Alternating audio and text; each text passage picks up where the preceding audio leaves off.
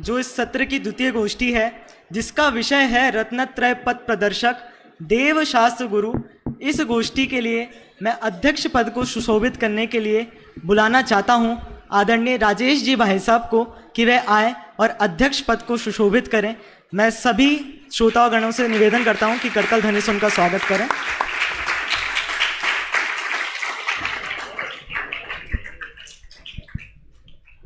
मैं शास्त्री तृतीय वर्ष के छात्रों से निवेदन करूंगा कि उनका तिलक के साथ सम्मान करें एवं मुख्य अतिथि पद को सुशोभित करने के लिए मैं बुलाना चाहूँगा आदरणीय हीरा लाल जी भाई साहब को, वो आएँ और मुख्य अतिथि पद को सुशोभित करें।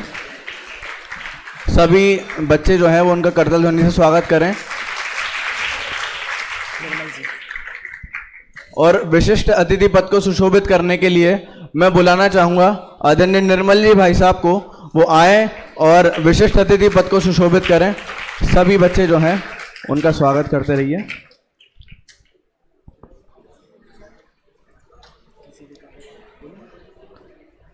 एक बार सभी बच्चे जो हैं व्यवस्थित हो जाएं।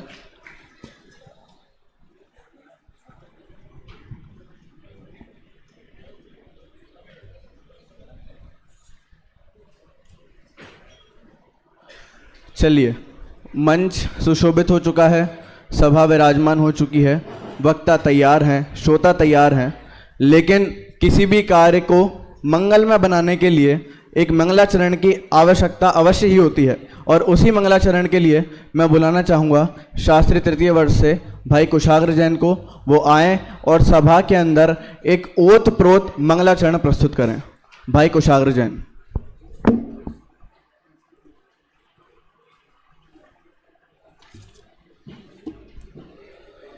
सभी मंगलाचरण हेतु हाथ जोड़ ले वे एवं आंखें बंद कर ले वे। नमो अरिहंताणम नमो सिद्धाणम नमो आर्याणम नमो वज्रायाणम नमो लोए सवसाहुणम। देव को याद करते हुए मंगलाचरण करेंगे। अट्ठविह कम्मवियला सीदी भूदाण रंजनाण चा अट्ठ गुणा किद किच्चा लोय गणवासिणो सिद्धा। शास्त्र को याद करते हुए गिज्जा विगलिय मलमूलदंसणो तिलया विविहवर चरण भूषा पसियौ सुय देवया सुरम संधारिय शीलहरा उत्तारिय चिरपमाददुःशील भरा साहु जयन्तु सव्वे शिव सुहपह संठियाहुणे गलिय भया। इसमें देवों को याद करते हुए उनके स्वरूप का स्मरण करते हुए कहा कि जो 8 प्रकार के कर्मों से रहित है और लोक में किंचित न्यून पुरुषाकार विराजमान हैं और जो कृतकृत्य हो चुके हैं, ऐसे सिद्ध भगवान को हम यहाँ नमस्कार करते हैं। इसके बाद जिनवाणी माता को नमस्कार करते हुए हम जिसे जिनवाणी माता बोलते हैं उस श्रुत को यहाँ सूय देवदा श्रुत देवता को नमस्कार किया है। उनको कहा कि 12 अंग गिज्जा की जो 12 अंग रूपी आभूषणों से युक्त है। और क्या कहा, विगलीय मलमूढ़ दंसण उत्तिलया, जिसने समस्त मूल कर्मों को नाश करने का उपदेश दिया है। ऐसे श्रुत देवता को पसियो वो प्रसज्ज होती रहे जयवंत वर्ते, ऐसे श्रुत देवता को नमस्कार करा। और इसके बाद साधु के स्वरूप के ऊपर हमने बहुत सुंदर विचार करा। तो कहा संधार्य शीलहरा उत्तार्य चिरपमाद दुःशील भरा, मतलब संधार्य जिन्होंने संहार कर दिया है। तो किसका संहार किया, तो शीलहरा जो शील था दुःशील था, ऐसे कुशील का उन्होंने संहार कर दिया। उसके बाद चिरपमाद जो लंबे समय से चलता है, जो कटता नहीं कभी, ऐसे कर्म रूपी शत्रु और क्या ऐसे प्रमाद को उन्होंने नाश करा है। और जो किसमें शिव सुहपह संठिया, जो शिव मतलब मोक्ष मार्ग में स्थित है, शिव सुख के मार्ग पर स्थित है, ऐसे साहू जयंतु सव्वे, ऐसे सभी साधु जयवंत वर्ते। ऐसे बहुत ही मंगल रूप से हमने यहाँ देवशास्त्र गुरु को यहाँ नमस्कार किया। इसी के साथ मैं विराम लेता हूँ। जय जिनेंद्र।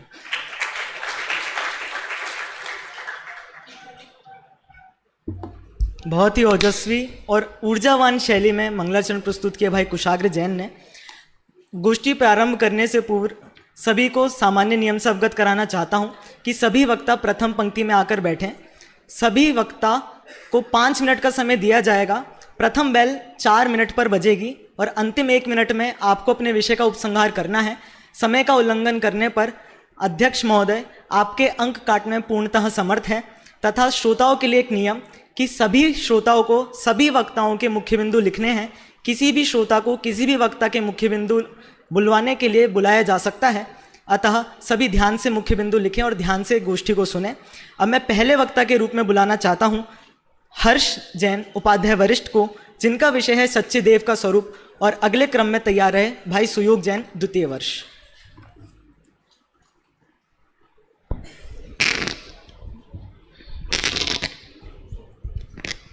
वंदितु सब सिद्धि, सम्मानीय मंच एवं सभा में उपस्थित समस्त भावी सिद्धों को मेरा शुद्धात्म वंदन। आज की इस प्रवर्तमान गोष्ठी रत्नात्रय पथ प्रदर्शक देवशास्त्र गुरु, जिसमें मेरा प्रतिपाद्य केंद्र बिंदु है सच्चे देव का स्वरूप। मैंने अपने इस बिंदु को अन्य 4 बिंदुओं में विभाजित किया है, जो कि आप पीछे पीपीटी के माध्यम से देख सकते हैं। तो अगर हम पहले बिंदु को देखें, देव शब्द की व्युत्पत्ति एवं अर्थ, तो देव शब्द की व्युत्पत्ति कैसे हुई? तो दिव्य धातु प्लस अच प्रत्यय से देव शब्द की उत्पत्ति हुई। और इसके अर्थ को हम 2 दृष्टि से देखेंगे। पहला आध्यात्मिक दृष्टि और दूसरा व्यवहारिक दृष्टि। आध्यात्मिक दृष्टि, इसके कई अर्थ मिलते हैं, दैव्य शक्ति इत्यादि। और इसको शक्ति प्राकृतिक शक्तियाँ आदि वेदों में प्राकृतिक शक्तियाँ आदि कहा गया है, जैसे अग्निदेव, वायुदेव इत्यादि। और व्यवहारिक दृष्टि से देखें तो हम कहते हैं मातृदेवो भवा, पितृदेवो भवा इत्यादि। तो हम वहाँ पर माता और पिता के लिए भी देव शब्द प्रयुक्त कर देते हैं। और हम वहाँ पर देखें तो सनातन परंपरा में भी पूजनीय और उपकार करने वाले जो होते हैं उनके लिए यह देव शब्द प्रयुक्त किया गया है। और हम आचार्य देवो भवा, अर्थात यहाँ पे गुरु को नमस्कार करते हुए गुरु के लिए देव शब्द प्रयुक्त किया है, क्योंकि गुरु हमारे अज्ञान रूपी अंधकार को नाश करने वाले हैं और ज्ञान रूपी प्रकाश का उजागर करने वाले, इसलिए गुरु के लिए यहाँ देव शब्द प्रयुक्त किया गया है। और इसमें एक और सूक्ति प्रचलित है, अतिथि देवो भवा, अर्थात अतिथियों को भी देव कहा गया है, देव शब्द से संबोधित किया गया है। और अब हम अपने दूसरे बिंदु को देखें, देव का सामान्य स्वरूप। तो देव का सामान्य स्वरूप अर्थात आपका लक्षण बताते हुए आचार्य समंत्रभद्र देव अपनी रचना रत्नग्रंथ श्रावकाचार्य जी में लिखते हैं, 5वें श्लोक में लिखते हैं, जिसकी टीका करते हुए पंडित सदाशिवदास जी लिखते हैं, धर्म का मूल आप थे और उसके 3 गुण हैं, निर्दोषपना, सर्वज्ञपना और हितोपदेशीपना। निर्दोषपना कैसे? तो राग, जन्म, जरा आदि 18 दोषों से रहित हैं, इसलिए निर्दोषपना। सर्वज्ञपना, त्रिकालवर्ती समस्त पर्यायों को एक साथ युगपत जानते हैं, इसीलिए सर्वज्ञपना। और अपने हितोपदेशक होने से द्वादशांग रूप आगम का हितोपदेश देते हैं, इसलिए हितोपदेशकपना। अब हमने जब चर्चा की कि निर्दोषपने के लिए जन्म, जरा आदि 18 दोषों से रहित, तो वो 18 दोष कौन से हैं, इसका उत्तर भी देते हुए आचार्य समंत्रभद्र देव अगले ही श्लोक में वो 18 दोषों के लिए एक श्लोक लिखते हैं। एवं छेड़ाला जी में भी एक छंद आता है, वह इस प्रकार है, जन्म जरा तिरखा छुदा विस्मय आरत खेद, लोक शोक मद मोह भय निद्रा चिंता सोएद, राग द्वेष अरु मरण जुत ये 18 दोष, नाही होत जिस जीव के बीते राग सो होए। इसमें अंत की पंक्तियों में कहा है, ना ही हो ये 18 दोष, ना ही हो जिस जीव के बीते राग सो होए। अर्थात क्या कि ये जो 18 दोष हैं, ये जिस जीव के नहीं होते हैं वह बीतराग है। अर्थात अभी हमने निर्दोषपने में देखा, जन्म, जरा आदि दोषों से रहित सो बीतराग। और हम अगर आचार्य कुंद देव द्वारा रचित ग्रंथों पर दृष्टि डालें तो आचार्य कुंद देव अपने अष्टपाहुर जी ग्रंथ में देव की परिभाषा बताते हुए कहते हैं, देव उसे ही कहते हैं जो धर्म, अर्थ और काम का विषय अर्थात भोग और मोक्ष का कारण अर्थात ज्ञान, इन चारों को देवे सो देव। एवं इसके बाद हम अपने अगले बिंदु देव के भेद, तो हम जब भी देव की बात करते हैं तो 4 नाम आते हैं, देव, अदेव, सुदेव और कुदेव। तो ये 4 नाम क्या हैं, इन चारों को मतलब क्यों रखा गया है? तो अदेव अर्थात निर्जीव वस्तुओं में देवपने की कल्पना करना और उन्हें देव मानकर पूजना, सो अदेव, जैसे अपने हथियार आदि को पूजना इत्यादि। और कुदेव कौन? तो अपने व्यंतर आदि को अच्छा बुरा करने की दृष्टि से उनमें देवपने की कल्पना करना और उन्हें देव मानकर पूजना, सो कुदेव, जैसे पेड़ आदि की पूजन करना। एवं देव कौन? तो देव 4 प्रकार के, व्यंतर, भवनवासी, ज्योतिषी और वैमानिक। अब अंत में सुदेव, तो सुदेव हमारे अरिहंत और सिद्ध। अरिहंत कौन? जिनने 4 घातिया कर्म नाश कर दिए हैं और अनंत चतुष्टय प्रकट कर लिए हैं, सो अरिहंत। और सिद्ध कौन? तो जिन्होंने 8 कर्मों का नाश करके लोक के अग्रभाग में किंचित न्यून पुरुषाकार रूप विराजमान हुए हैं, सो वे सिद्ध। अब हम इसी को देखते हुए अंतिम बिंदु अरिहंत और सिद्ध में समानता व अंतर। तो अरिहंत सिद्ध में समानता व अंतर, तो समानता देखें तो अरिहंत और सिद्ध दोनों ही वीतरागी और सर्वज्ञ होते हैं। और दूसरी समानता देखें तो अरिहंत और सिद्ध दोनों ने ही घाती कर्मों का नाश कर दिया है। अब अंतर देखें तो अंतर में अरिहंत संचारी जीव हैं और सिद्ध देव हैं वह मुक्त जीव हैं। अरिहंत देव ने घाती कर्मों का नाश कर दिया है और सिद्ध ने घाती अघाती अर्थात 8 कर्मों का नाश कर दिया है। अरिहंत देव होते हैं वह हितोपदेशी होते हैं और सिद्ध देव हितोपदेशी नहीं होते हैं।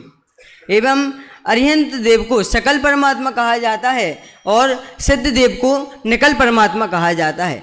अंत में 2 पंक्तियों से अपनी बात खत्म करूँगा कि राग द्वेष से रहित जो जाने लोकालोक, ज्ञानानंदी पुरुष को नम कर दूं मैं ढोक। हम भी अरिहंत और सिद्ध देव का स्वरूप समझें और उनके ही जैसी दशा प्रकट करें, इसी मंगल भावना से मैं अपनी वाणी को विराम देता हूँ। जय जय।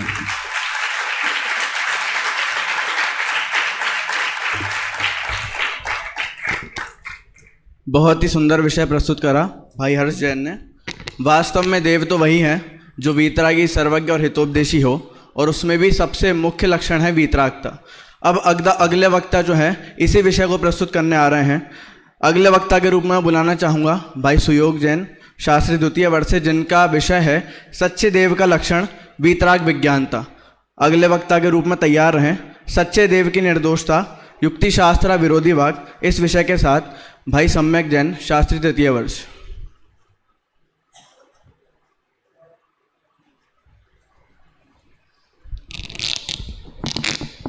ओम नमः सिद्धेभ्य। सम्मान्य मंच एवं सभी सभा सदस्यों को मेरा शुद्धात्म वंदन। आज की इस प्रवर्तमान गोष्ठी में मेरा विषय है सच्चे देव का लक्षण, वीतराग विज्ञानता। देखिए, जैन मत को छोड़कर जब भी अन्य मतों में जब भी ये मुद्दा खड़ा होता है कि देव का स्वरूप क्या है, तो वास्तव में उन्हें देव का लक्षण ये बताया जाता है कि जो हमारी इच्छाओं की पूर्ति करता हो वही सच्चा देव है, जो हमारा हित करता हो वही सच्चा देव है। परंतु एक बार आप स्वयं एक बार विचार करके देखिए, क्या वास्तव में हमारा और जिनेंद्र देव का संबंध यहीं तक है कि हम उन्हें पूजे तभी हमें कुछ वो देंगे, अगर हम उन्हें नहीं पूजे तो हमें कुछ नहीं देंगे। इसी के संदर्भ में आचार्य कार्तिकेय स्वामी अपने ग्रंथ कार्तिकेयनु प्रेक्षा के 319 और 320 नंबर गाथा में स्पष्ट करते हैं कि इस जगत में जितने भी लक्ष्मी धन आदि मिल रहे हैं वह स्वयं मिल रहे हैं। इस जगत में ना कोई हमारा उपकार कर सकता है, ना ही हम किसी पर उपकार कर सकते हैं। ये जितने भी चीज़ें हो रही है सब शुभ अशुभ बंध के कारण ही हो रही है। अब बात आती है जैन दर्शन की, तो जैन दर्शन में सच्चे देव का लक्षण हम बचपन से ही ये पढ़ते आ रहे हैं कि जो वीतरागी, सर्वज्ञ, हितोपदेशी हो उसे ही सच्चे देव कहते हैं। परंतु यह प्रश्न उठना तो स्वाभाविक है कि मेरे गोष्ठी का विषय तो है सच्चे देव का लक्षण, वीतराग विज्ञानता। अब इसमें सर्वज्ञता और हितोपदेशिता कहाँ गई? तो जो सर्वज्ञता है वो विज्ञानता के अंदर इंक्लूड की है और बात रही हितोपदेशिता की, तो उसका खुलासा कुछ इस प्रकार है। तो देखिए, देव दो प्रकार के होते हैं, पहला अरिहंत और सिद्ध, जिसमें सिद्ध तो उपदेश देते नहीं हैं। बचे अरिहंत, अरिहंत में भी कुछ मूक केवली होते हैं। अब बचे हुए अरिहंत, उनमें भी किसी की गंधगुटी खिलती है, किसी की गंधगुटी नहीं लगती। तो अगर हितोपदेशिता को ही देव का लक्षण माना जाए तो सिद्ध आदि को देव का लक्षण नहीं माना जाता है। हितोपदेशिता को लक्षण तो माना गया है, परंतु इतना इंपॉर्टेंट नहीं जितना वीतराग विज्ञानता है। अब आते हैं हमारे मुख्य विषय के ऊपर, वीतरागता। जो वीतरागता शब्द है, ये बहुव्रीहि समास से बना हुआ शब्द है, जिसमें दो शब्द इंक्लूड है, वीत और राग। वीत में वी उपसर्ग है और त प्रत्यय है। जो त प्रत्यय है वो हमेशा पास्ट टेंस के लिए यूज होता है, भाववाची प्रत्यय है। और दूसरा राग, राग में भी रंज धातु घय प्रत्यय है। रंज अर्थार्थ होता है लीन होना। अब जिनका विषयों, संसार के विषयों में लीन होना बीत गया हो, उसे ही वास्तव में यहाँ वीतरागी कहा गया है। देखिए, इसी के संदर्भ में थोड़ा और खुलासा करते हुए आचार्य कल्प पंडित टोडरमल जी अपने ग्रंथ मोक्ष मार्ग प्रकाशक के ही पहले अध्याय में लिखते हैं कि अगर जीव तत्व अपेक्षा देखा जाए तो सभी जीव समान हैं। तो क्या सभी पूज्य हुए? नहीं। सभी जीव समान होने के बावजूद भी किसी जीव की राग द्वेष की मंदता अधिक है, किसी जीव की राग द्वेष की तीव्रता अधिक है। अब जिस व्यक्ति की राग द्वेष पूर्ण नष्ट हो चुका है, उसे यहाँ वीतरागी कहा गया है। इसी के संदर्भ में एक बिंदु यह आता है कि अगर वर्तमान की दृष्टि में देखा जाए तो मुख्यतः राग द्वेष दो ही कारणों से उत्पन्न होते हैं।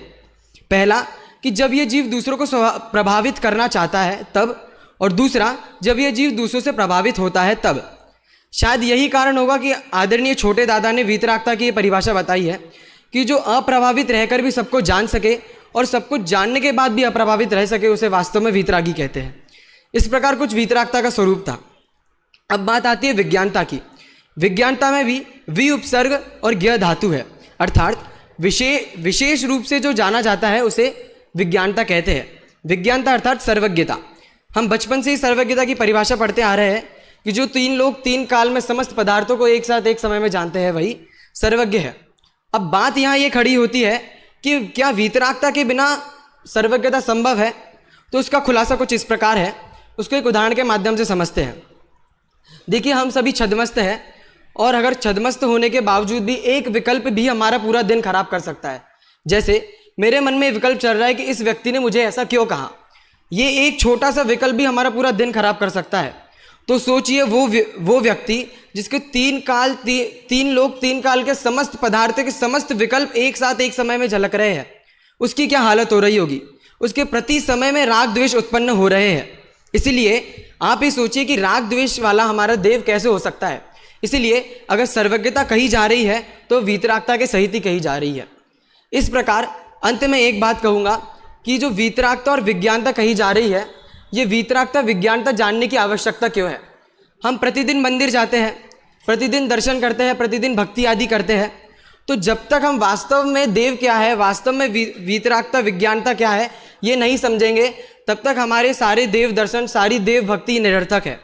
जब इस जीव को यह समझ में आ जाएगा कि असली वीतराग विज्ञानता क्या है, जो भगवान है उन्हीं के समान मैं हूँ, तुम जैसा बनने के कारण शरण तुम्हारी आया, जब ये जीव को समझ में आएगा तब वास्तव में उसके दर्शन भक्ति आदि सार्थक होंगे। हम सभी भी वास्तव में देव का लक्षण क्या है, वास्तव में वीतरागता क्या है, इसका स्वरूप जानकर हम भी उन्हीं के समान बने। इसी मंगल भावना से अपनी बात को विराम करता हूँ। जय जिनेन्द्र।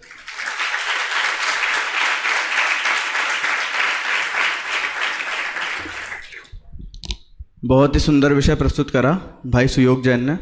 अब मैं अगले क्रम में बुलाना चाहूँगा भाई आकिंचन जैन को, जिनका विषय है सच्चे देव की निर्दोषता, युक्ति शास्त्र विरोधी वाक।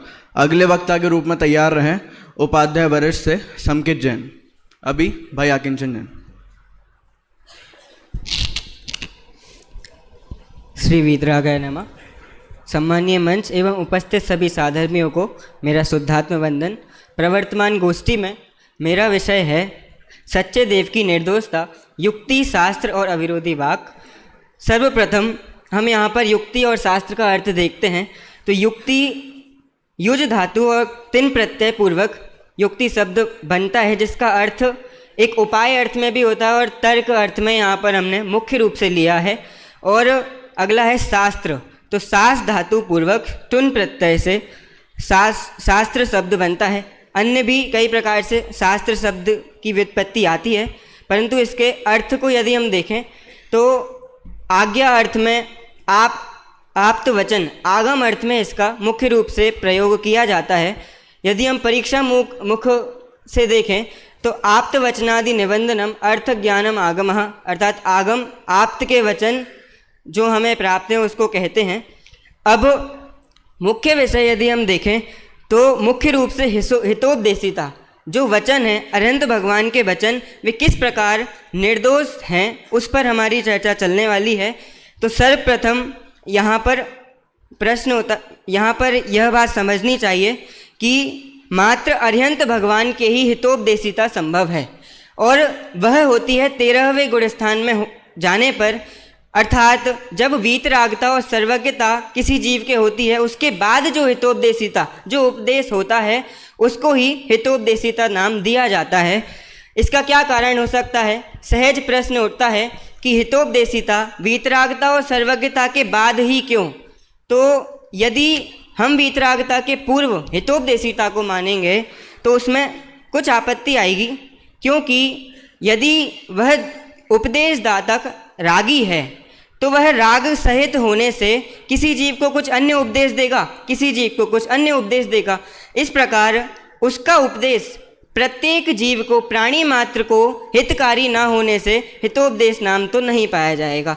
अब यदि सर्वज्ञता को देखें कि यदि जीव सर्वज्ञ हुए बिना हितोपदेशी होता है तो वह क्या होगा कि उपदेश देने के लिए सबसे पहले तो चाहिए कि वह जीव समस्त पदार्थों का भली भांति ज्ञाता होना चाहिए, और वह हो सकता है मात्र सर्वज्ञ होने पर।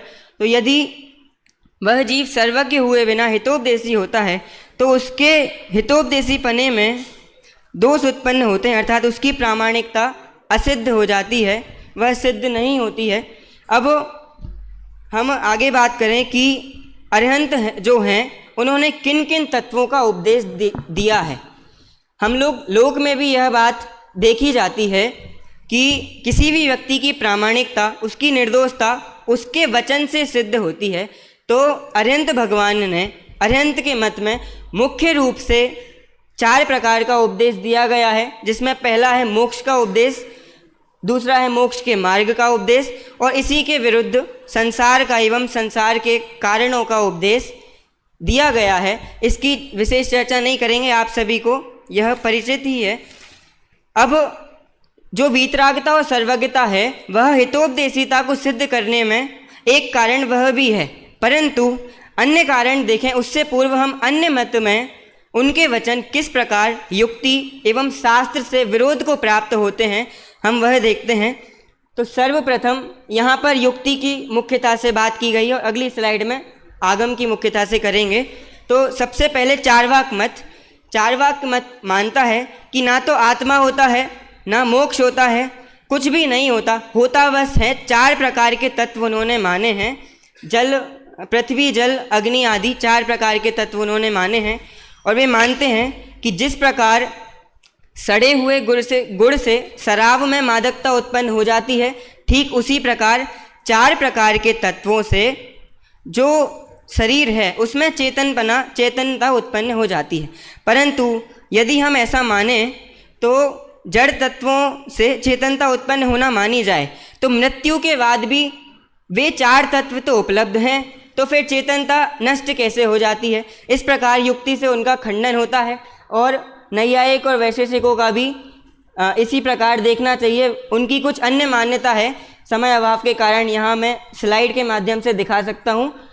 वे मानते हैं, उन्होंने इतना माना है कि मोक्ष होने पर 9 प्रकार के जो विशेष गुण होते हैं उनका अभाव हो जाता है, और जब गुणों का ही अभाव हो जाएगा तो जीव अचेतनत्व को प्राप्त हो जाएगा, अर्थात जड़ हो जाएगा। अब यदि हम देखें आगम की मुख्यता से अगली स्लाइड में, तो वैशेषिक और योग दर्शन उनकी यह मान्यता है कि इस जगत का कर्ता ईश्वर है, और योग सूत्र जो कि योग दर्शन के उनका ग्रंथ है, वहाँ पर माना गया है कि ईश्वर क्लेश, कर्म, विपाक, पुण्य पाप आदि के विपाक से रहित सदा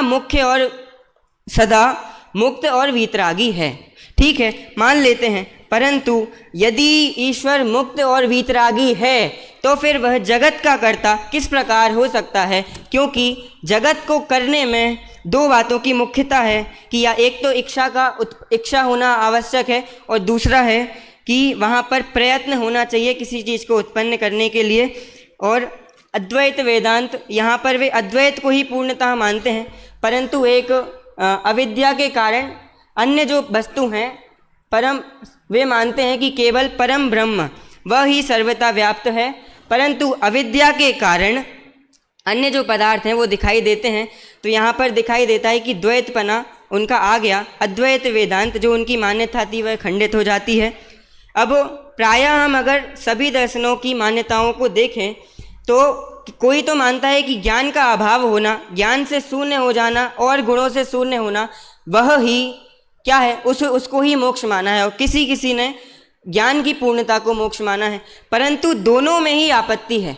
यदि ज्ञान की पूर्णता को मोक्ष मानेंगे, ज्ञान पूरा हुआ और मोक्ष हो गया, तो फिर उपदेश संभव नहीं होगा, अर्थात हितोपदेशिता संभव नहीं होगी। और फिर अगर हितोपदेशिता संभव नहीं हुई तो फिर जो आगम है, जो कि बताया गया तत्व है, वह कहाँ से आएगा। अब यदि हम अरिहंत का के वचन जो हैं वह अविरोधी किस प्रकार हैं, तो सबसे पहले हमने यहाँ देखा कि जितने भी मत हैं, चाहे वह भारतीय दर्शन हो जिन मत को छोड़ के, और चाहे वे पाश्चात्य दर्शन हैं, वे किसी न किसी एक मान्यता के आधार पर, पूरी एक मान्यता के आधार पर दर्शन खड़े हो गए हैं। अब अरिहंत का मत अर्थात आर्हत मत युक्ति और शास्त्र से अविरोधी क्यों है, उसका सबसे बड़ा हेतु देते हैं कि आर्हत मत के शासन में वस्तु के अनेकांत धर्म को स्वीकार किया गया है, जिस कारण एकांत से उनके मत में किसी प्रकार की भी आपत्ति नहीं आती और शास्त्रों में विरोध नहीं आता। इस प्रकार से पहला हेतु है। और दूसरा है कि जो 2400 तीर्थंकर हैं उन्होंने एक सा ही उपदेश दिया है, कहीं पर भी आपस में भी विरोध नहीं देखा जाता। परंतु यदि हम अन्य मत में देखें तो जैसे वेदांत में एक द्वैत वेदांत है, एक अद्वैत वेदांत है, वहाँ पर परस्पर भी मान्यताओं में कुछ ना कुछ भेद विरोध प्रतीत होता है, देखा जाता है। इस कारण अरिहंत का मत ही यहाँ पर इस प्रकार अरिहंत की हितोपदेशिता सिद्ध होती है, और वह हितोपदेशिता युक्ति शास्त्र से अविरोधी है। इस प्रकार मेरा विषय था। ओम नमः सिद्धेभ्यः।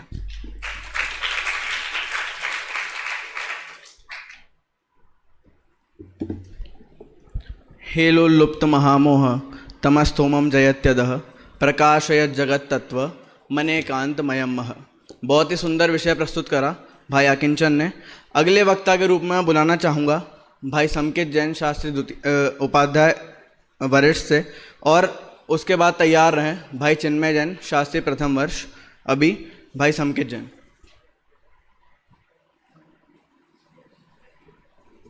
सरस्वती नमः।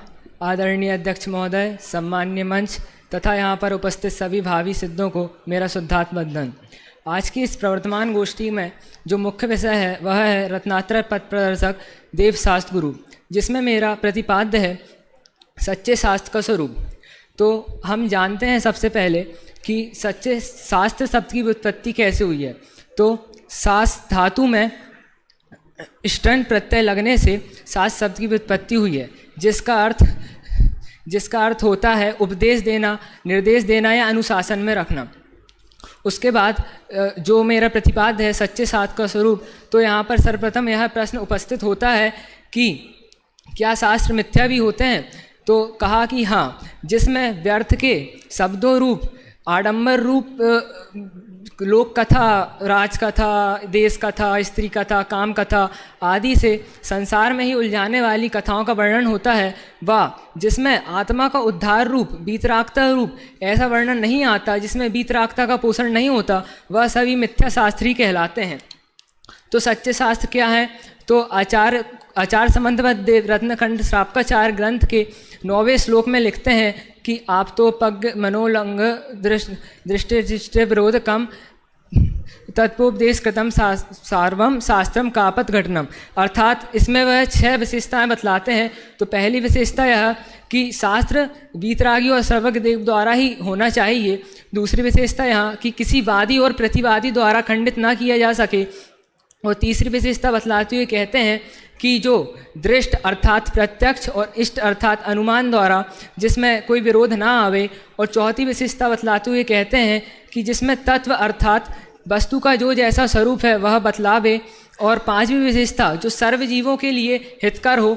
और जो आखिरी विशेषता बतलाते हुए कहते हैं कि जो मिथ्या मार्ग का निषेध करें उन्हें शास्त्र कहते हैं। इस प्रकार 6 विशेषताएं बतलाते हैं।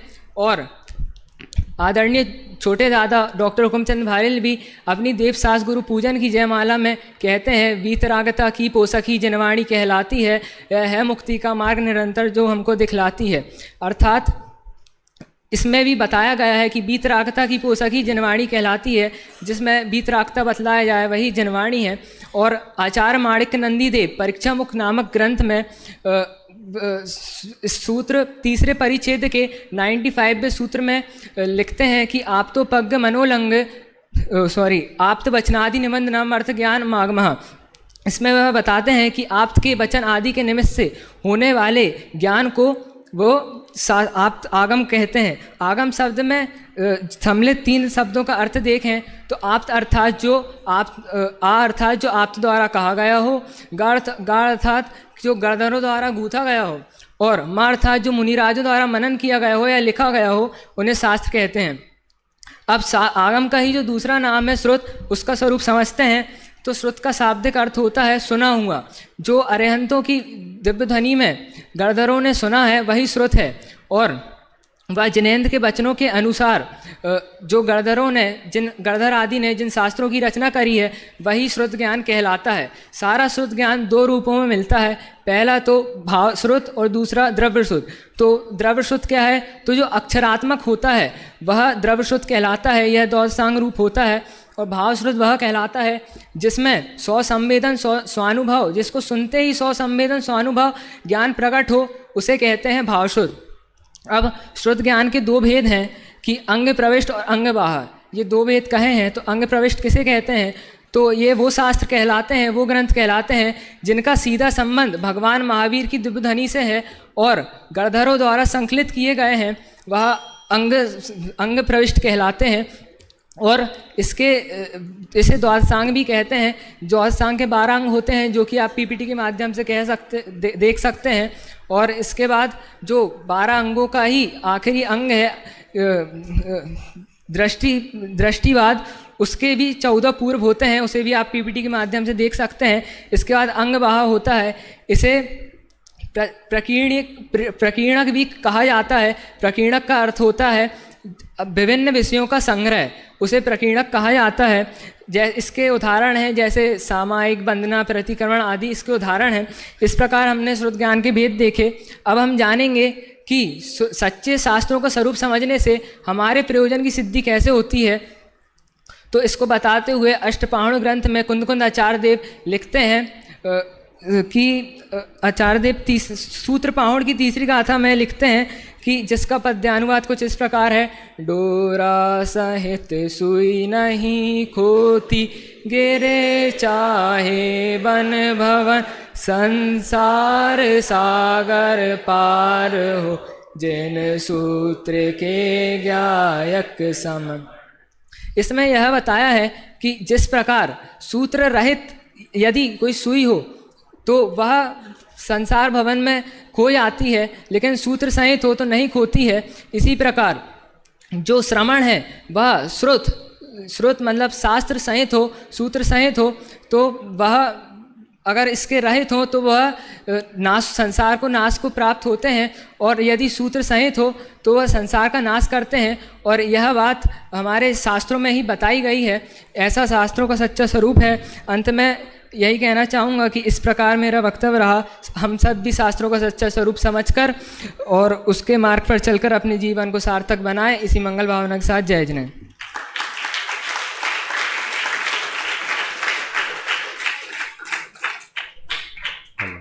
हेलो, मैं ऐसा चाहूँगा कि जो मुख्य बिंदु बच्चों से सुनना है उनमें से आप किसी को बुलाएं। और ऐसा भी देखने में आ रहा है कि बच्चे उतना कंसंट्रेशन से नहीं सुन रहे हैं, कुछ बच्चे बात कर रहे हैं। शायद ये समझ रहे हैं कि सब शादी में गए हैं अमन जी की और कोई है नहीं यहाँ, इसलिए मौके का फ़ायदा उठाया जाए।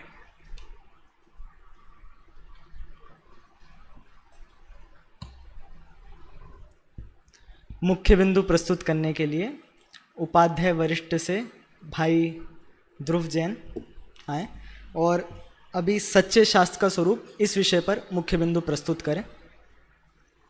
समय के ध्यान में भी शायद पहली घंटी 4 मिनट में, हाँ जी, दूसरी घंटी 5 मिनट में, उसके बाद हर 1 मिनट पे 1-1 घंटी है।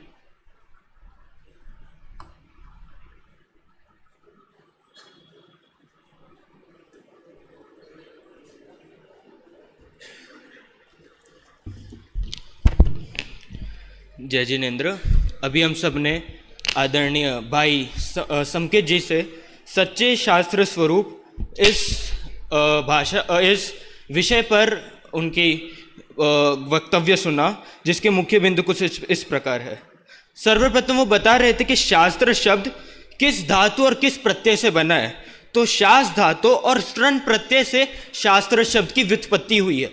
इसका अर्थ क्या है? तो बताया उपदेश देना, निर्देश देना या फिर अनुशासन में रखना।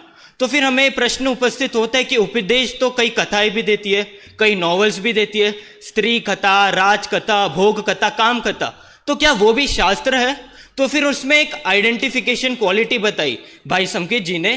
क्या बताया कि यदि उसमें वीतरागता आ रही है, स्त्री कथा, राग कथा, भोग कथा में तो वीतरागता है नहीं, लेकिन जिसी चीज में, किसी शास्त्र में हमें वीतरागता की बात सुनने में आ रही है, तो वास्तव में वो शास्त्र है। फिर आचार्य समंतभद्र जी भी रत्नकर्ण श्रावकाचार्य जी में कहते हैं, आप तो पज्ञ मनुल्लंघ्य मदृष्टेष्ट विरोधकम तत्वोपदेश कृत सार्वम शास्त्रम कापद घट्टनम। अर्थात जो आपके द्वारा कहा गया हो, जो प्रत्यक्ष और परोक्ष प्रमाण से बाधित ना हो, जो संसार में बढ़ने का नहीं, मोक्ष मार्ग में चलने का रास्ता बताता हो, जो सब जीवों के लिए हितकारी हो, वही शास्त्र है। और आदरणीय छोटे दादा के शब्द में कहे तो वीतरागता की पोषक ही जिनवाणी कहलाती है। और अंत में भाई ने यह भी कहा कि आप आगम पे बता रहे थे भाई, आगम कैसे है? तो आम मतलब आपके द्वारा कहा गया हो, ग से गणधर द्वारा गूथा गया हो और म से मुनिराजों द्वारा लिखा गया हो, हमारे पास जो आया हो उसे आगम कहते हैं। और अंत में लाभ भी बता दिया था कि जिस प्रकार एक सुई होती, यदि उसमें धागा पिरोया जाए तो कहीं भी घूम जाए वो मिल ही जाएगी। उसी प्रकार कोई व्यक्ति, कोई श्रमण, हम तत्व ज्ञान से सुशोभित है तो हम संसार से किसी ना किसी दिन मोक्ष को प्राप्त करेंगे ही करेंगे। इस प्रकार से शास्त्र अभ्यास का लाभ भी बताया और शास्त्र और आगम का स्वरूप भी बताया। इस प्रकार मेरा मुख्य बिंदु रहा। जय जिनेन्द्र।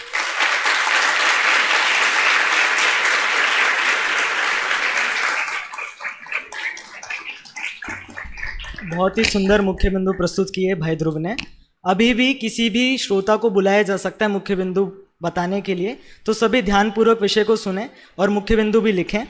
अब मैं बुलाना चाहूँगा भाई चिन्मय जैन को प्रथम वर्ष से, जिनका विषय है शास्त्र की प्रतिपादन शैली 4 अनुयोग, और अगले क्रम में तैयार रहे प्रथम वर्ष से ही सौरभ जैन। हेलो। आचार्य कल्प पंडित टोडरमल जी अपने ग्रंथ मोक्षमार्ग प्रकाशक के 8वें अधिकार में उपदेश का वर्णन करते हुए लिखते हैं कि यह जो जीव है यह अनादिकाल से दुखी है और सुख को चाहता है। और इसे सुख कैसे प्राप्त होगा? तो सुख इसे शास्त्रों के अभ्यास से प्राप्त होगा, यानी अज्ञान के अभाव में प्राप्त होगा।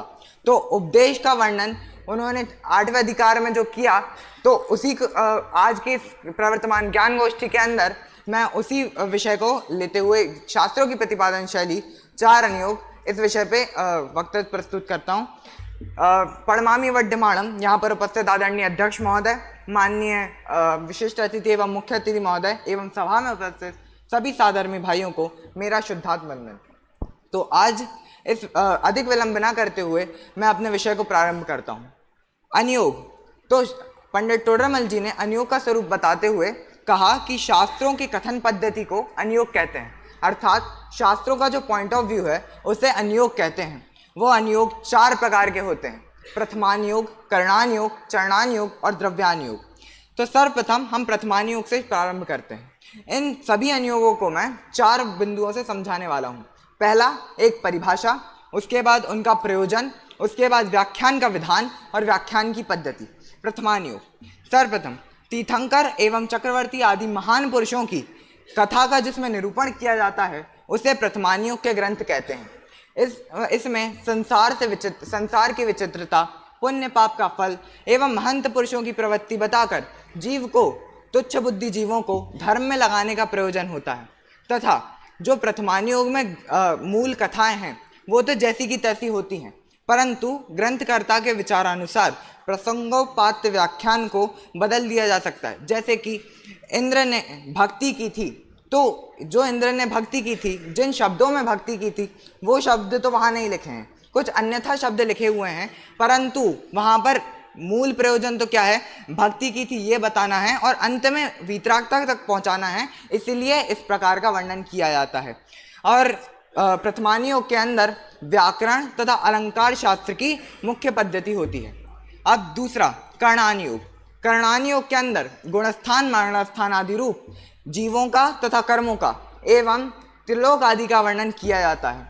यहाँ पर गुणस्थान, मरणस्थान आदि रूप एवं जीवों का तथा कर्मों का एवं त्रिलोक आदि का जो वर्णन किया है उससे जीव का उपयोग सूक्ष्म हो, ऐसा प्रयोजन से वहाँ पर ऐसा निरूपण किया जाता है। तथा इसका व्याख्यान का विधान 3 प्रकार से होता है। सबसे पहला, केवल ज्ञान गम्य सूक्ष्म बातें जो हमारे छद्मस्तों के ज्ञान में नहीं आ सकती, ऐसी बातों का प्रतिपादन होता है। दूसरा, गुणस्थान, मरणस्थान आदि रूप जीवों के भाव व कर्मों का निरूपण करणानुयोग में होता है। और तीसरा, अंतिम, त्रिलोक आदि का वर्णन उसमें होता है, जहाँ पर प्रमाण, संख्या आदि से निरूपण किया जाता है। और करणानुयोग में गणेश शास्त्र की पद्धति मुख्य होती है। इस प्रकार करणानुयोग। तीसरा, चरणानुयोग। चरणानुयोग के अंदर मुनि व गृहस्थ के धर्म आचरण संबंधी निरूपण होता है। यहाँ पर मुनि और गृहस्थ के धर्म आचरण संबंधी निरूपण के द्वारा जो जीव हैं, जो बाह्य आचरण नहीं कर रहे हैं, उनको कम से कम बाह्य आचरण करें, ऐसा उपदेश देते हैं। जैसे कि वहाँ पर जो निश्चय धर्म है वह उसे तो धर्म कहा, परंतु उपचार से इन सभी आचरण को भी धर्म कहा गया है।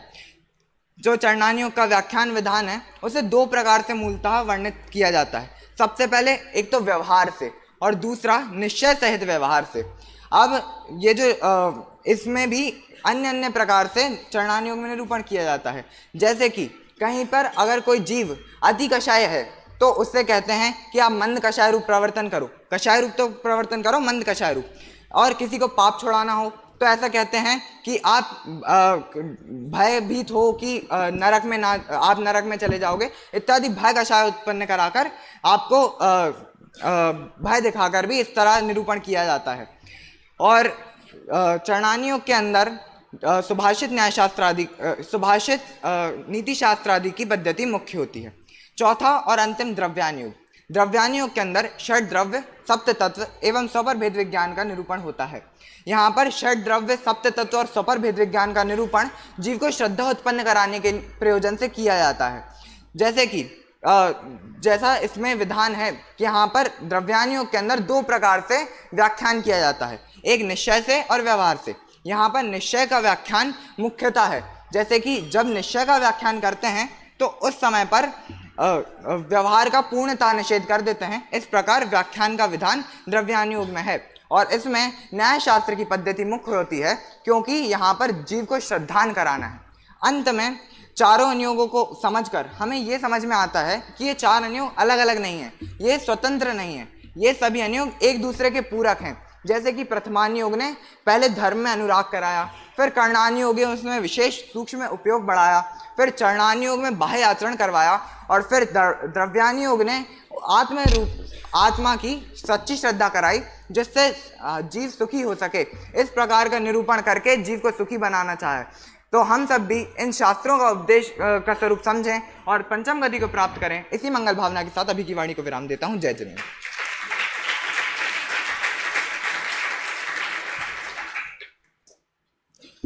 चारों अनुयोगों में क्या समन्वयता है उसका एकमात्र सार वीतरागता है। इस प्रकार का विषय प्रस्तुत किया भाई चिन्मय जैन ने। अब आए सच्चे गुरु का स्वरूप, इस विषय पे अपना प्रकाश डालने भाई सौरभ जैन प्रथम वर्ष से। अगले वक्तृ के क्रम में तैयार रहें बहन वाणी जैन।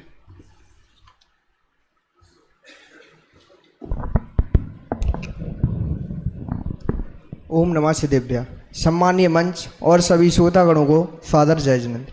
आज की प्रवर्तमान गोष्ठी में मेरा विषय है सच्चे गुरु का स्वरूप। मैंने अपने विषय को दो बिंदुओं में विभाजित किया है।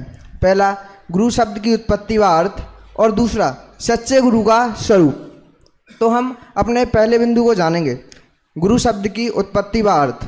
अगर हम व्याकरण की दृष्टि से देखें तो गुरु शब्द में ग्रह धातु जो कि ग्रहण और धारण करने के अर्थ में प्रयोग में आती है और उण प्रत्यय इससे मिलकर गुरु शब्द बना है। और अब हम दार्शनिक दृष्टि से देखें तो गुरु शब्द का अर्थ होता है कि अंधकार, अज्ञान रूपी अंधकार को नाश करने वाला। जो अज्ञान रूपी अंधकार को नाश करने वाला है वह गुरु है। और हम अब कोशकार की दृष्टि से देखें तो गुरु शब्द के अर्थ सुनने में, गुरु शब्द के अर्थ आते हैं भारी, बड़ा, महान, आदरणीय। इन अर्थ में गुरु आते हैं। अब हम देखें तो ये सब जो गुरु के अर्थ आते हैं, इससे फिर आगे गुरु शब्द का अर्थ आचार्य, शिक्षक, उपदेशक आदि में प्रयोग होने लगा। अन्य धर्म में देखें तो गुरु शब्द रामायण, महाभारत, उपनिषद, मनुस्मृति आदि ग्रंथों में आचार्य, शिक्षक, उपदेशक के रूप में प्रयोग किया गया है। और जैनागम में देखें तो गुरु शब्द मुख्यतः आचार्य, उपाध्याय और साधु के लिए प्रयोग किया गया है। अब हम अपने दूसरे बिंदु की ओर बढ़ते हुए सच्चे गुरु का स्वरूप जानेंगे। तो सर्वप्रथम आचार्य कुंदकुंद देव अपने प्रवचन सार ग्रंथ की 205वीं और 206वीं गाथा में श्रवण के बाह्यलिंग और अंतरंग लिंग का वर्णन करते हैं। बाह्यलिंग में 4 बातें आई हैं। पहली, जो सिर, दाढ़ी, मूछ के बालों का केश लौंच वाले हों। दूसरी, यथाजात रूप, जैसा रूप जन्म के समय था वैसा ही रूप, शुद्ध ऐसा रूप हो। तीसरी बात, हिंसादि से रहित हों। और चौथी, शारीरिक श्रृंगार से रहित हों। इस प्रकार की बात बाह्यलिंग में आती है। और 206वीं गाथा अंतरंग लिंग, उसमें 3 बातें आई हैं। पहली, आरंभ और मूर्छा से रहित हों। दूसरी बात क्या आई है, उपयोग और योग से सहित शुद्ध हों।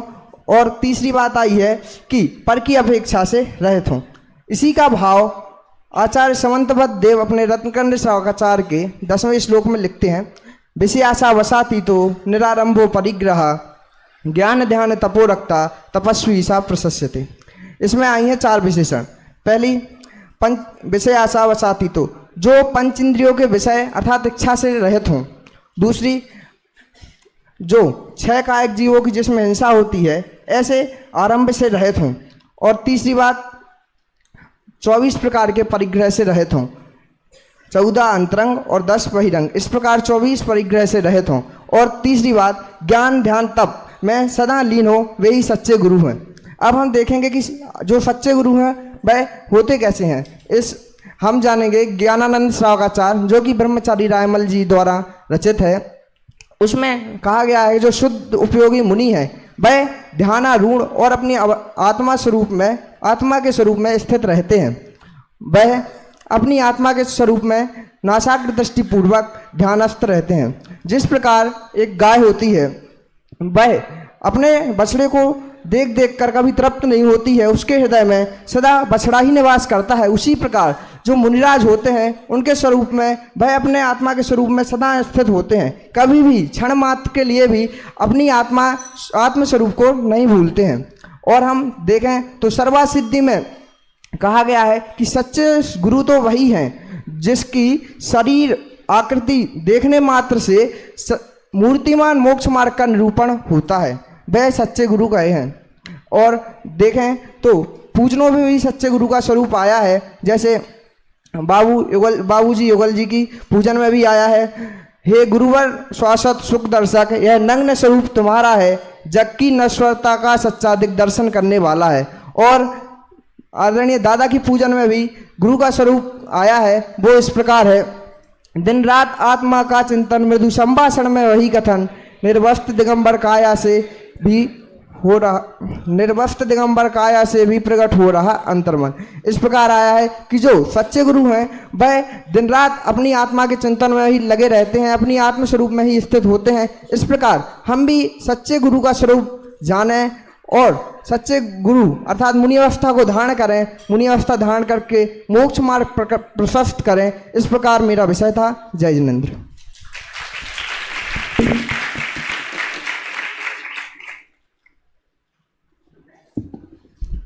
इस प्रकार सच्चे गुरु का स्वरूप वपुषाम मोक्ष मार्गम निरूप्यन्ति, अर्थात जो अपने शरीर मात्र से ही मोक्ष मार्ग का निरूपण करते हैं, ऐसे हमारे सच्चे गुरु होते हैं।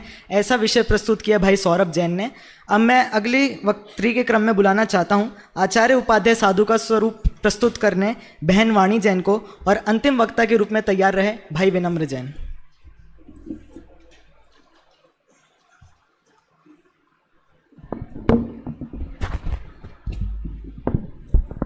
ओम नमः सिद्धेभ्य। आज की प्रवर्तमान गोष्ठी में मेरा केंद्र बिंदु है आचार्य उपाध्याय और साधु का स्वरूप। अगर आप में से किसी को सीए करना है या डॉक्टर बनना है, शास्त्री हम कर ही रहे हैं, तो हमें किसी भी फील्ड में जाना है तो हमें सर्वप्रथम उसकी नॉलेज होना ज़रूरी है। वैसे ही यदि किसी व्यक्ति के जीवन में वीतरागता का भाव आवे या फिर उसको मुनि अवस्था धारण करना चाहे, तो उसके लिए उसको मुनि राजों का स्वरूप जानना ज़रूरी है। इसके लिए हमारे जैन धर्म में 5 परमेष्ठी हैं, जिसमें से 2 देव और 3 गुरु हैं। वह 3 गुरु ही मुनि राजों की कैटेगरी में आते हैं, आचार्य, उपाध्याय और साधु। तो सर्वप्रथम हम आचार्यों का स्वरूप जानते हैं।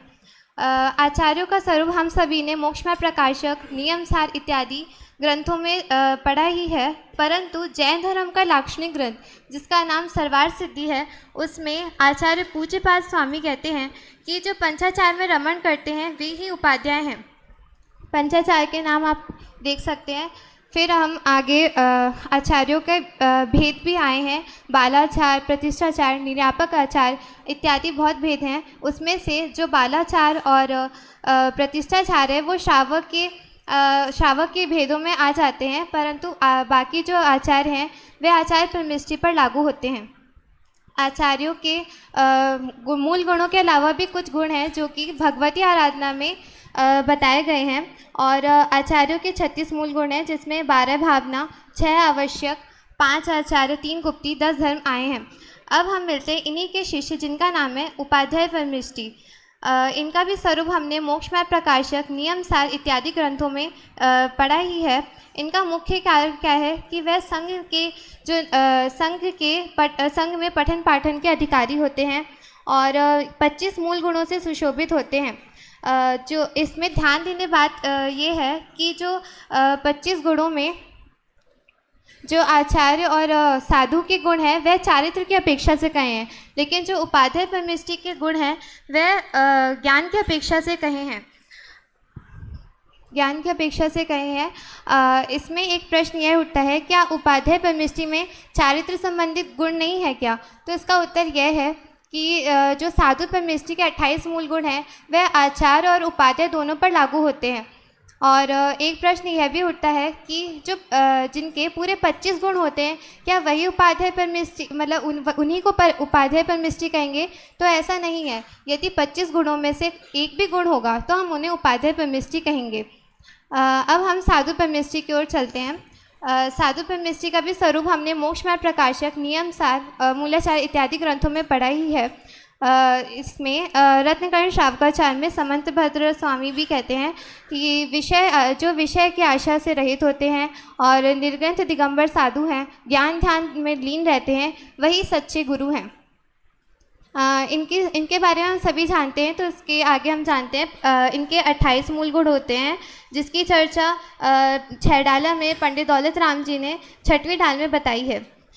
फिर इनके सामान्य लक्षण की ओर बढ़ते हैं। कहते हैं ना, जो विशेष को जानकर समझकर सामान्य में लीन हो जाए वही महान है। अभी हमने विशेष को समझ लिया है, अब हम समानता की ओर चलते हैं। तो ये तीनों कैसे हैं? ये तीनों शुद्धोपयोगी हैं, निरंतर शुद्धोपयोग में लीन रहते हैं और ये तीनों ही 3 कषाय चौकड़ी के अभाव वाले हैं और तीन कषाय चौकड़ी अभाव वाले होने के बाद भी तीनों की पोस्ट अलग अलग है। इसमें एग्जाम्पल के लिए देखते हैं कि जैसे हम यहाँ शास्त्री करने आए तो हमने देखते हैं कि कनिष्ठ वाला वरिष्ठ वाले को, वरिष्ठ वाला फर्स्ट ईयर को भैया कह के बुलाता है। तो हम वैसे ही उन तीनों के 3 कषाय चौकड़ी के अभाव वाले हैं, लेकिन तीनों के पोस्ट अलग होने से आपस में सम्मान भी अलग अलग हो जाता है। अब यहाँ पे उपाध्याय और आचार्य और उपाध्याय मोक्ष नहीं जा सकते, ऐसा कथन आता है। तो इसमें पंचाध्यायकार पांडे राजमल जी कहते हैं कि जो आचार्य और उपाध्याय के विकल्प से रहित होगा वो मोक्ष जा सकता है। तो इसके लिए एग्जाम्पल देते हैं कि जैसे कोई प्राचार्य पद पर आसीत है, यदि कोई प्राचार्य पद पर आसीत है, यदि वो प्राचार्य पद के विकल्प से विमुक्त हो जाए तो वह कुशल प्राचार्य नहीं बन सकता। वैसे ही जो आचार्य और उपाध्याय परमेष्ठी हैं, अगर वह उनके पद के विकल्प से विमुक्त हो जाए तो वह कुशल आचार्य उपाध्याय नहीं बन सकते। तो हमें सर्वप्रथम उनके पद का विकल्प छोड़ना पड़ेगा, तभी हम हमें अगर उनके पद के विकल्प से विमुक्त होना है तो हमें उनके पद से को भी त्यागना ही पड़ेगा, तभी हम मोक्ष को प्राप्त कर सकते हैं। अब इन सबको पढ़ने से हमारा क्या प्रयोजन है? तो इनको पढ़ने से हमारे कषाय में मंदता होती है और विशुद्ध परिणाम होते हैं, जो कि परंपरा से मोक्ष का कारण है। इस प्रकार मेरा विषय था। जय श्री राम।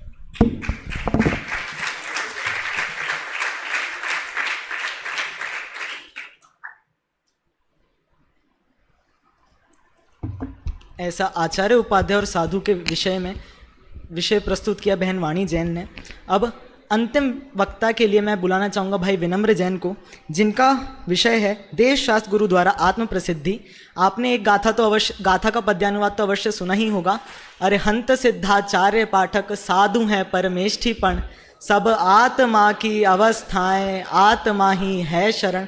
इस विषय को प्रस्तुत करने के लिए आ रहे हैं भाई विनम्र जैन, शास्त्री तृतीय वर्ष।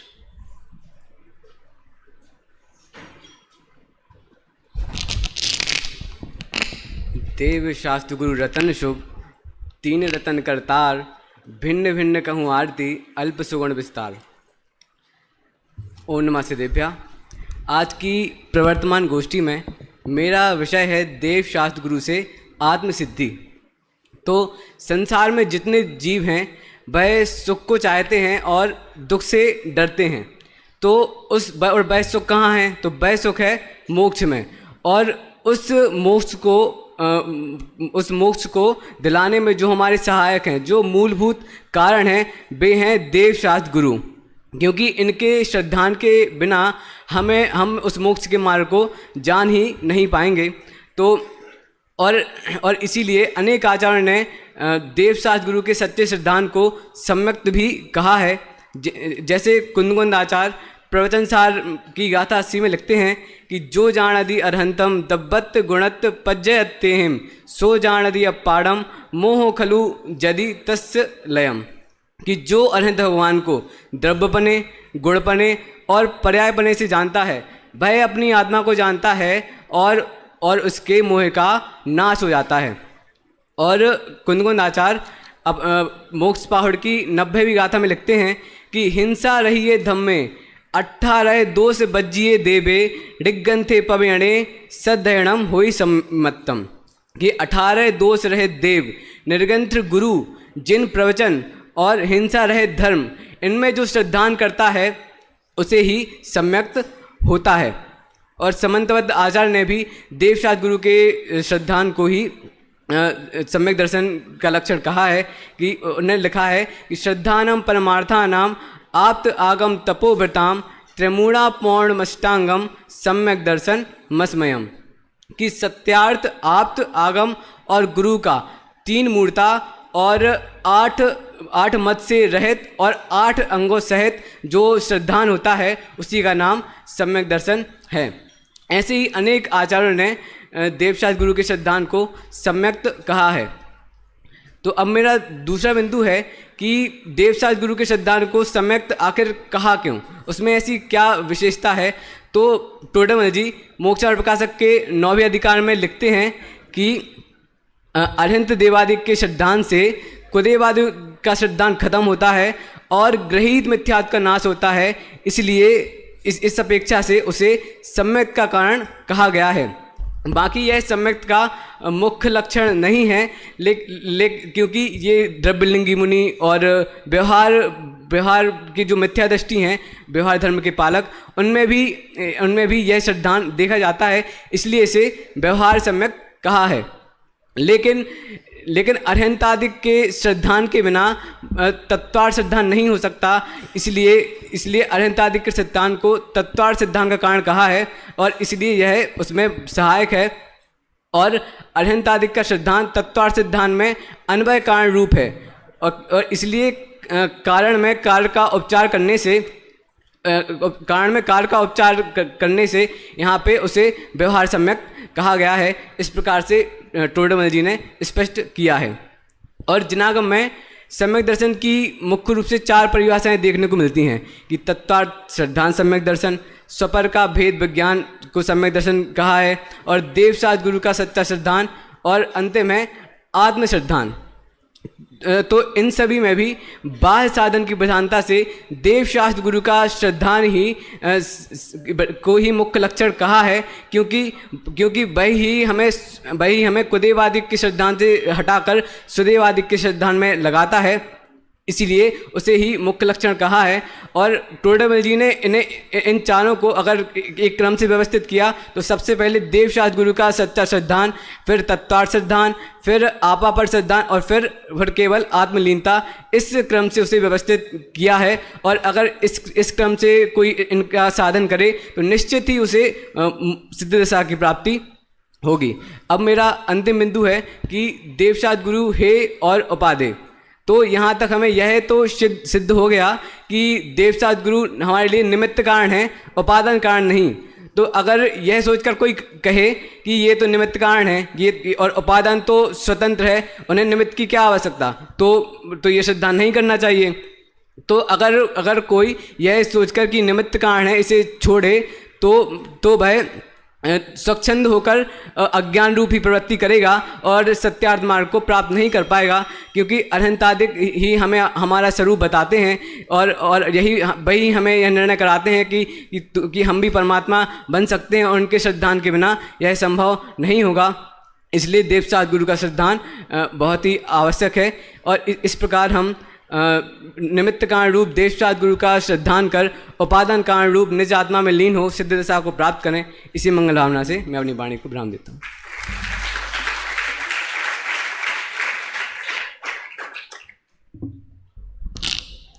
बहुत ही सुंदर विषय प्रस्तुत करा भाई विनम्र जैन ने। वास्तव में इन आचार्य उपाध्याय साधु अरिहंत से जितने भी परमेष्टि है, इनसे हमारा केवल एक ही प्रयोजन है, वो है आत्म प्रसिद्धि। और वो कब आएगा? जब हम खुद को जानेंगे और खुद को पहचानेंगे और खुद में लीन होंगे। और जब वो लीनता अपनी उत्कृष्टता तक, अपनी चरम सीमा तक पहुंच जाती है, तो उसका वर्णन तो गद्यों में तो नहीं करा जा सकता, लेकिन पद्यों में मैं अवश्य करना चाहूँगा।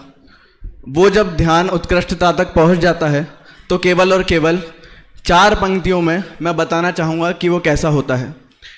कि चाहे मैं लहू लुहान हूँ, चाहे मैं लहू लुहान हूँ, भूमंडल मुझको ललकारे, चाहे मैं लहू लुहान हूँ, भूमंडल मुझको ललकारे, हो दर्दनाक काया मेरी, उपसर्ग भयंकर हुंकारे, पर जब मैं धर्मासन्न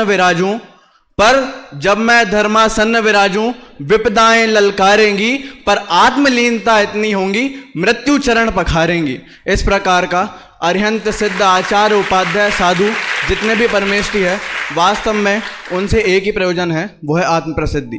इस प्रकार हमारे वक्ता के क्रम समाप्त होते हैं। अब मैं आगे विशिष्ट अतिथि महोदय से निवेदन करना चाहूँगा कि उनको ये गोष्ठी कैसी लगी, वो अपने विचार व्यक्त करें और अगर कुछ सुझाव हो तो वो भी हमें अवश्य बताएं।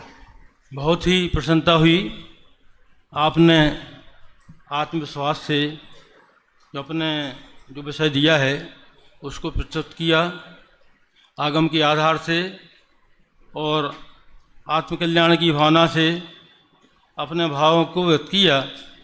यहाँ रह कर के आप लोग जो जनागम के सिद्धांतों को सीख रहे हैं, समझ रहे हैं, अवश्य ही आपके माता पिता, आपके परिवारजन, आपके जो अंदर की भावना है, लगनी है, उसको देख कर के बहुत गदगद होंगे, प्रसन्न होंगे कि यहाँ पर आपने आकर के जनागम का जो वस्तु स्वरूप है, आत्मकल्याण जिससे अपना होता है, उसको समझा है और अवश्य ही अपने जीवन को धन्य करेंगे, सार्थक करेंगे। अपने जो भी परिवारजन हैं उनको भी इस मार्ग पर चलने की आपसे प्रेरणा मिलेगी और अनेक मुख्य भाई बहन भी आपके माध्यम से जिन शासन की प्रभावना करेंगे। इसमें एक बात कहना है, एक भाई ने जो देव का स्वरूप लिया था, बहुत अच्छा निरूपण किया, कॉन्फिडेंस से, आत्मविश्वास से। उसमें 4 प्रकार के देवों का जो वर्णन किया था वो आगम के आधार से है। आपको एक और कहना चाहेंगे कि 4 प्रकार के देव आपने कहे, जनागम में एक देव और है जिसको गुरुदेव जी ने पूरा हाईलाइट किया है कि आत्मा ही है देव निरंजन, आत्म ही सदगुरु भाई, आत्म शास्त्र धर्म आत्म ही तीर्थ आत्म ही सुखदाई। आत्मा ही सहजात्म स्वरूप, सर्वज्ञ देव परम गुरु, शिव रमणी रमणार तू। आत्मा ही देव है वास्तव में, निश्चय से। जिन जीवों को अपना आत्मा देव तरीके समझ में आ जाए, उनका जीवन धन्य हो जाए। आगम में आता है सूत्र तात्पर्य और शास्त्र तात्पर्य। इस सूत्र तात्पर्य तो आपने बहुत सुंदर रीति से निरूपण किया है, कुछ भाइयों ने, और शास्त्र तात्पर्य को लिया है कि शास्त्र तात्पर्य उसका फल वीतरागता है, द्रव्य दृष्टि है, अपना शुद्धात्मा भगवान आत्मा जो विद्यमान है, जिसके आलम्बन से, जिसके आश्रय से अपना आत्मकल्याण का मार्ग प्रस्तुत हो जाए। ये बहुत सुंदर मार्ग है। जनागम में तो आता है 8 वर्ष का बालक भी आत्मज्ञानी होकर के, अरे क्या आत्मज्ञानी मुनिराज होकर के 8 वर्ष में केवल ज्ञान प्रकट कर ले। शिवमंद्र भगवान 8 वर्ष की देह की स्थिति थी और उन्होंने केवल ज्ञान ले लिया था। 8 वर्ष की अवस्था से केवल ज्ञान ले लिया। तो आप लोग भी यहाँ रह कर के और अपना आत्मकल्याण का मार्ग प्रस्तुत करेंगे, ऐसी हमारी आपके प्रति मंगल भावना है।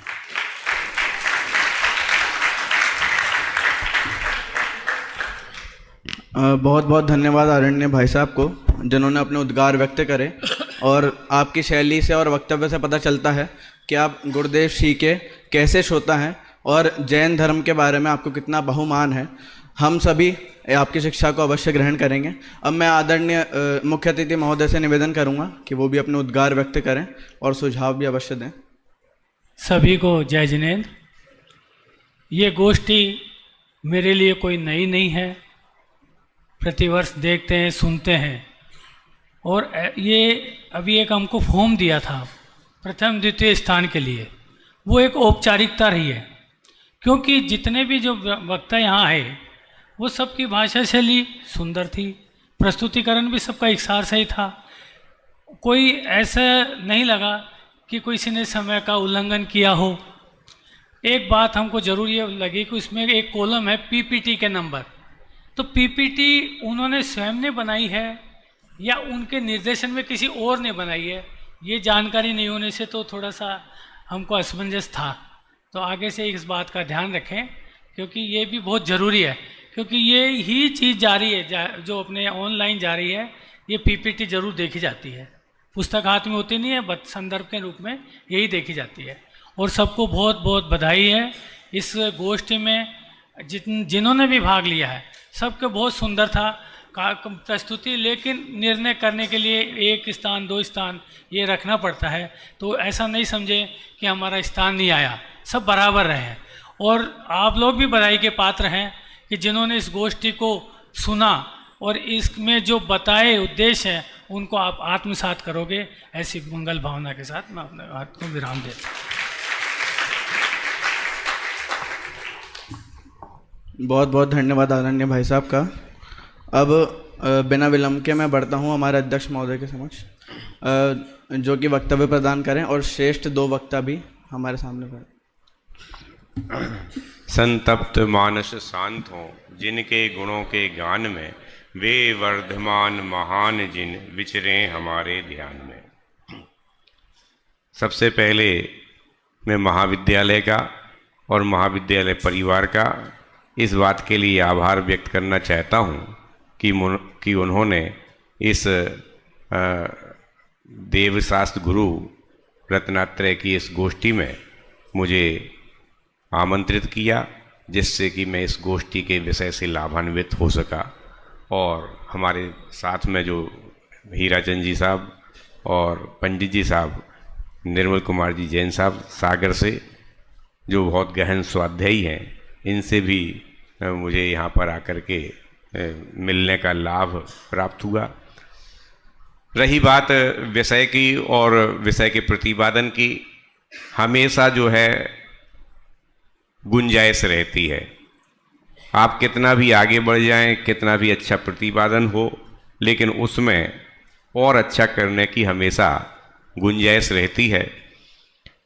मैं देख रहा हूं कि जब हमारा समय था तब कोई ये पीपीटी का इतना वो नहीं था, ये था ही नहीं ये कह सकते, क्योंकि सन 90 में मैंने यहाँ महाविद्यालय में एडमिशन लिया था।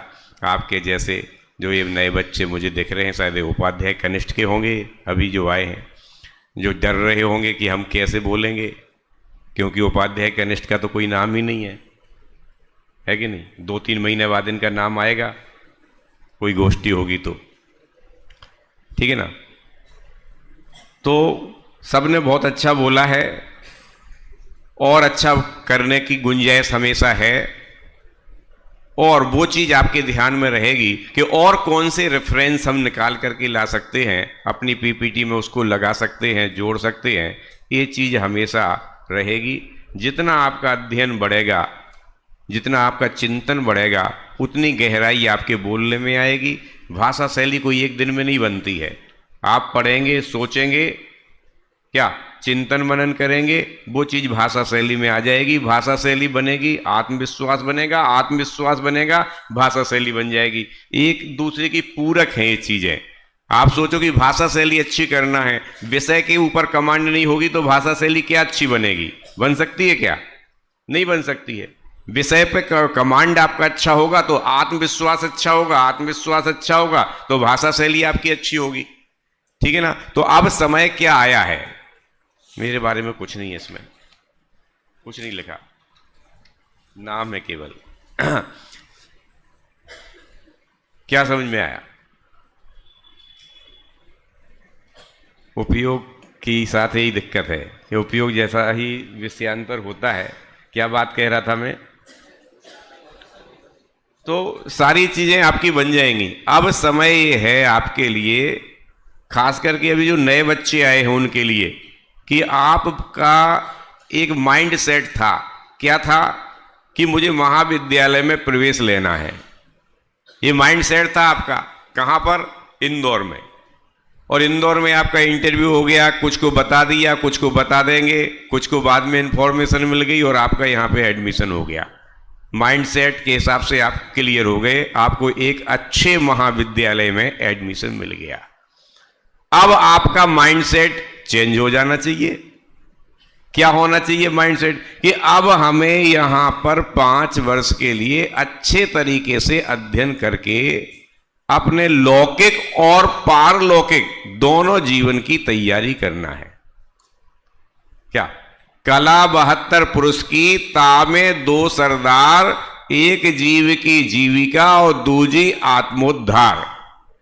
यदि आप यहां आकर के और पढ़ाई करने के और पढ़ाई के साथ में आत्महित करने के दृष्टिकोण से अपनी पढ़ाई यहां पर करते हैं, माइंड सेट कर लेते हैं, क्योंकि यहां पर अब आप परिवार छोड़ करके आए हैं।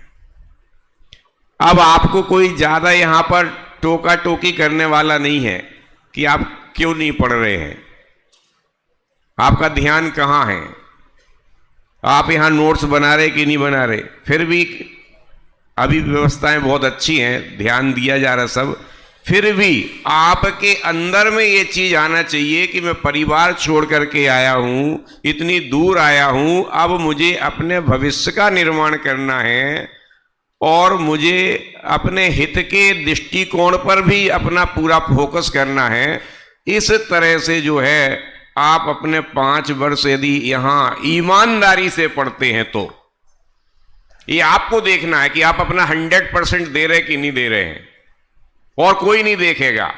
देखने वालों को भी उतना नहीं दिखेगा जितना आपको दिखेगा कि आप अपना पढ़ाई में 100% दे रहे हैं कि नहीं दे रहे। और यदि आप 100% देते हैं तो दोनों काम आपके हो जाएंगे। एक तो आपका लौकिक जीवन भी अच्छा हो जाएगा और एक आपका पारलौकिक जीवन भी अच्छा हो जाएगा, क्योंकि यहां पे दोनों तरह की शिक्षा का तालमेल है, लौकिक शिक्षा का भी और धार्मिक शिक्षा का भी। क्या समझ में आया? क्योंकि यहां पर हो सकता है कि आप थोड़ा सा विचलित हो जाएं, थोड़ा सा आप जाकर के पढ़ाई में ध्यान ना दें, और जब ध्यान नहीं देंगे समय कुछ ज्यादा हो जाएगा, तब फिर जाकर के आपको लंबे समय तक संघर्ष करना पड़ेगा। यदि 5 साल आपने संघर्ष कर लिया पढ़ाई का, ज्ञानार्जन का, ईमानदारी से, तो गारंटी है कि आपका लौकिक और पारलौकिक दोनों जीवन बड़े सुंदर बनेंगे। क्या तैयार हैं आप इसके लिए? है कि नहीं है? आवाज नहीं आ रही है, थक गए लगता, समय है, सो गए। चलिए ठीक है ना। तो बहुत अच्छा आपने जो है विषय का प्रतिपादन किया है, बहुत अच्छे बच्चों ने बोला है। जैसा कि आपको बताया भी कि नंबर तो जो है किन्हीं 2 के लगेंगे, इसका मतलब ये बिल्कुल नहीं है कि और बच्चों ने अच्छा नहीं बोला है। ये सिस्टम है, उस सिस्टम को हमने फॉलो किया है, ठीक है ना। इसलिए सभी के लिए हमारी बहुत बहुत शुभकामनाएं हैं, और जो नए बच्चे आए हैं उनके लिए भी शुभकामनाएं हैं कि वो अभी से गंभीर होकर के पढ़ें, उन बच्चों को आदर्श बनाएं जो प्रत्येक क्लास से आदर्श बालक के रूप में पुरस्कृत हुए हैं, सम्मानित हुए हैं, उनको आदर्श बनाएं और अपना एक एजेंडा बना लें कि हमें कौन सा काम कितने दिनों में पूरा करना है। उस हिसाब से आप करेंगे तो निश्चित रूप से आप के ऊपर पढ़ाई का भी प्रेशर नहीं रहेगा, और आप बहुत अच्छे से पढ़ाई करते हुए और जो अचीवमेंट्स लेना है यहाँ विद्यालय के, महाविद्यालय के, और जो संस्कृत कॉलेज में जाकर के वहाँ पे अचीवमेंट्स लेना है, वो दोनों को आप कर पाएंगे। इसके लिए मेरी आपको बहुत बहुत शुभकामनाएं, ठीक है। अब जिसका आपको बेसब्री से इंतजार है उसके लिए जो है मैं आपको बताना चाहता हूँ। उपाध्याय वर्ष से श्रेष्ठ वक्ता जो रहे हैं वो हर्ष जैन, जिन्होंने सच्चे देव का स्वरूप बताया था, और द्वितीय नंबर पे रहे हैं हमारे जो है बच्चिए वाणी जैन, जिन्होंने आचार्य उपाध्याय साधु के सामान्य स्वरूप की चर्चा की थी। और सारे बच्चे जो हैं हमारे विशिष्ट अतिथि जी, मुख्य अतिथि जी बोल चुके हैं, उसको रिपीट नहीं करेंगे, समय की मर्यादा है। आप सबका भविष्य उज्जवल हो, सुखमय हो, शांतिमय हो और आनंदमय हो, इसके लिए मैं अपने सबकी तरफ से बहुत बहुत शुभकामनाएं प्रेषित करता हूं। जय जिनेन्द्र, जय महावीर। बहुत बहुत धन्यवाद आदरणीय भाई साहब का, जिन्होंने अपने गोष्ठी के प्रति उद्गार व्यक्त करे और बच्चों को अवश्य रूप से जो उनके आगे काम आने वाली है ऐसी प्रेरणाएं दी। दोनों श्रेष्ठ वक्ता जो हैं वो आदरणीय भाई साहब से अपना पुरस्कार प्राप्त कर ले में, भाई हर्ष जैन और बहन वाणी जैन, और जो मुख्य बिंदु करता है भाई ध्रुव जैन, वो भी अपना पुरस्कार प्राप्त कर ले में आदरणीय भाई साहब से। और सभी विद्यार्थी करतल ध्वनि के साथ उनका स्वागत करते रहें।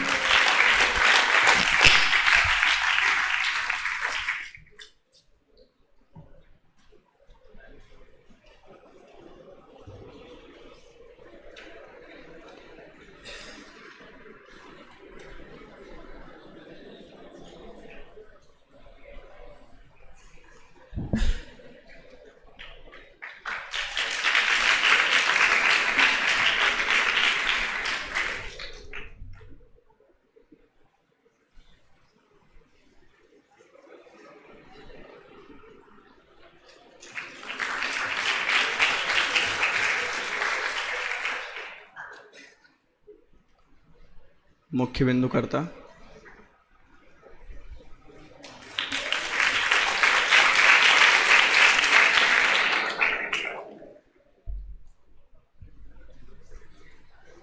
अब आभार प्रदर्शन के क्रम में मैं बुलाना चाहूँगा भाई जनय को, वो आएँ एवं हमारे अतिथियों का आभार व्यक्त करें।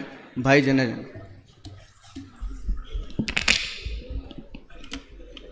साप्ताहिक विचार गोष्ठी के क्रम में आज जो गोष्ठी थी देवशास्त्र गुरु, जिसमें मुख्य अतिथि पद को सुशोभित कर रहे थे हीरा चंद जी वैद साहब। वैसे तो उनको परिचय की आवश्यकता नहीं है, आप प्रतिदिन आप उनको यहाँ पर देखते ही होंगे। वे पेशे से पत्रकार हैं, प्रेस फोटोग्राफर हैं।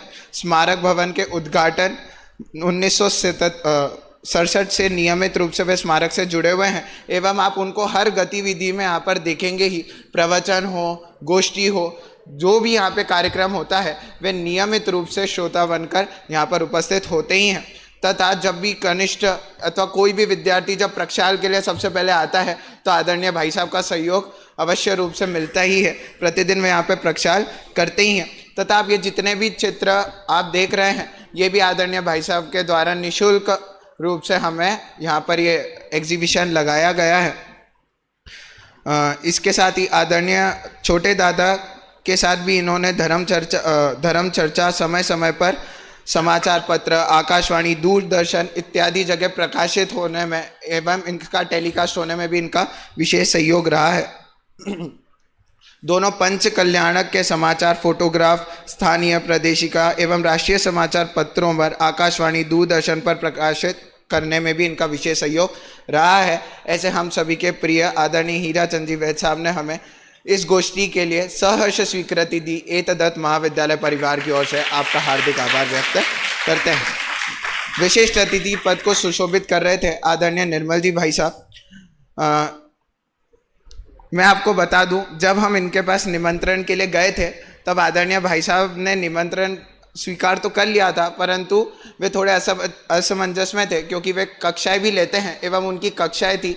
तो उन्होंने बोला था मैं ज़रूर प्रयास करूंगा आने का, और उसके बाद भी कक्षा से भी अपना समय निकाल कर, व्यस्ततम शेड्यूल से भी वे अपना समय निकाल कर बच्चों का उत्साह देखते हुए यहाँ पर आए एवं बच्चों के प्रोत्साहन के लिए उन्होंने विशिष्ट अतिथि पद को सहज स्वीकार किया। एतदर्थ महाविद्यालय परिवार की ओर से हम उनका हार्दिक आभार व्यक्त करते हैं। अध्यक्ष पद को सुशोभित कर रहे थे पंडित राजेश जी शास्त्री सागर। वे इसी महाविद्यालय के छात्र हैं और वास्तव में इनका परिचय देने की आवश्यकता नहीं है। क्यों? क्योंकि इनकी ओजस्वी शैली और इनका जो व्यक्तित्व है वही इनका परिचय है। वास्तव में हम जो भी प्रशिक्षण में जाते हैं तो इनकी छवि देखते ही हैं। ये अनेक कक्षाओं के माध्यम से हमें लाभ देते ही हैं। तथा सम्यक ज्ञान प्रचार प्रसार ट्रस्ट के साथ विद्यार्थियों के व्यक्तित्व की वृद्धि करने के लिए समय समय पर अनेक शिविरों का भी आयोजन आपके द्वारा होता है। तथा जब भी हम आपको याद करते हैं तब आप सहर्ष रूप से स्वीकृति प्रदान करते हैं और अभी भी आपने अध्यक्ष पद को सुशोभित किया, स्वीकृति प्रदान की। एतदर्थ महाविद्यालय परिवार की ओर से आपका हार्दिक आभार व्यक्त करते हैं। इसी के साथ दोनों श्रेष्ठ वक्ता, समस्त वक्तागण, मंगलाचरण करता, संचालक गण, जिसके कारण यह गोष्ठी का सफल संचालन हो सका, तथा हमारे अधीक्षक महोदय पंडित स्वयं जी शास्त्री, वे भी पूरे समय इस गोष्ठी में उपस्थित रहकर उन्होंने उनकी गरिमामयी उपस्थिति हमें प्रदान करी। एतदर्थ आदरणीय भाई साहब का भी आभार व्यक्त करते हैं। और अंत में आप सभी श्रोतागण जिन्होंने बहुत ही धैर्यतापूर्वक इस गोष्ठी का लाभ लिया, एतदर्थ आपका भी आभार व्यक्त करते हुए अभी इस प्रकार आभार प्रदर्शन था और अब अध्यक्ष महोदय की आज्ञा से यह सभा यहीं समाप्त होती।